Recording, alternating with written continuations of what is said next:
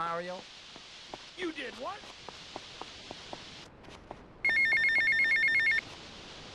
Tommy. Sonny. Obviously you are suffering from hearing problems, so I'll try again. Where's the goddamn money? Where's the goddamn stuff? And where's my cut on your new action? You are making an idiot out of me, Tommy, and I'm not laughing yet.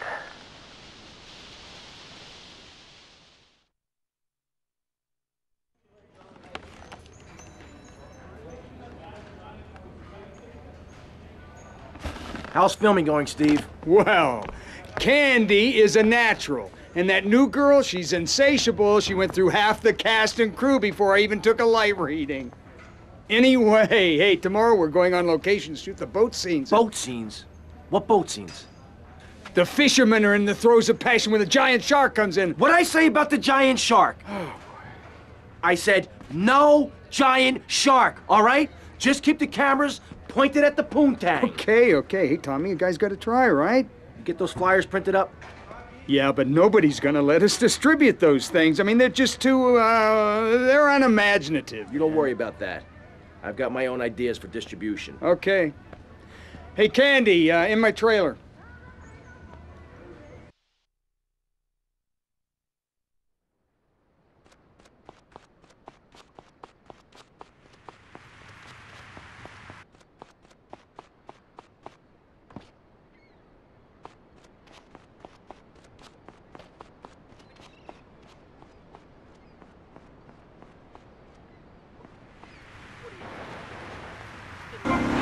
Cars in the city. No one's ever stolen my car. No one's ever pickpocketed me.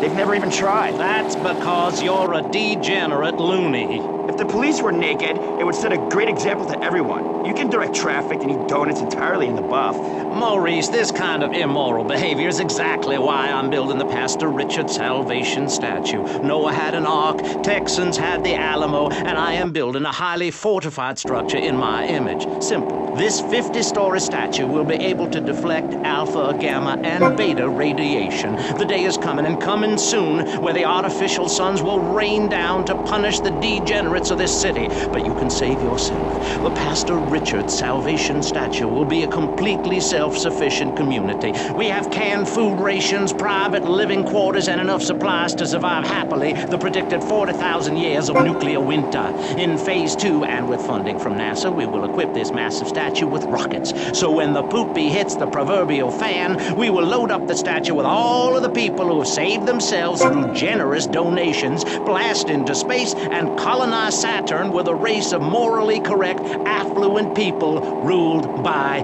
me. Will there be naked people? No, turd brain.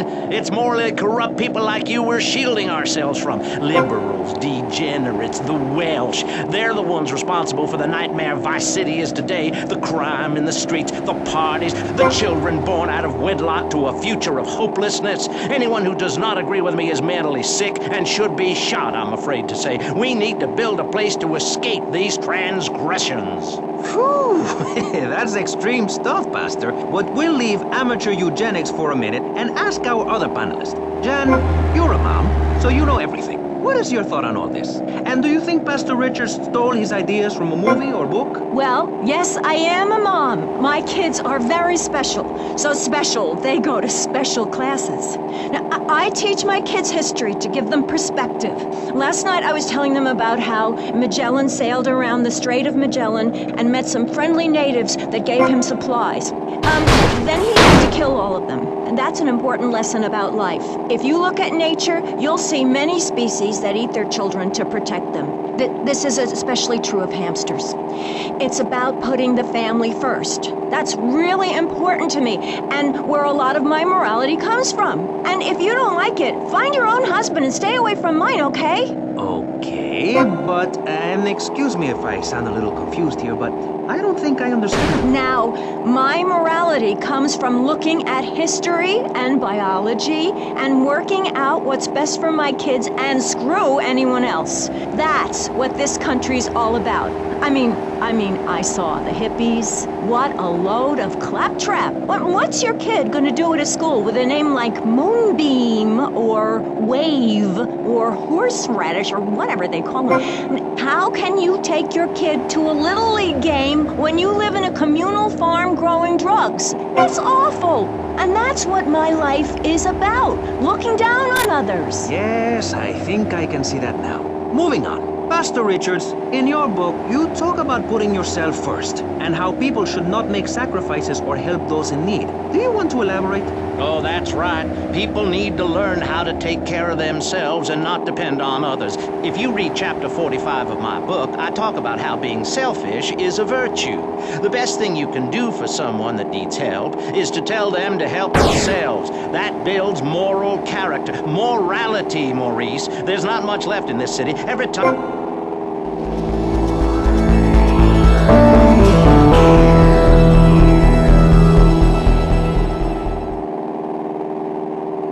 And guess what? Every 10 years, someone's invading, burning down their homes, and taking their toilet paper. Napoleon, Stalin, Attila the Hun, all of them. After you read my book, you will understand. I may have been born in the sea, but I'm no dummy. Are we gonna talk...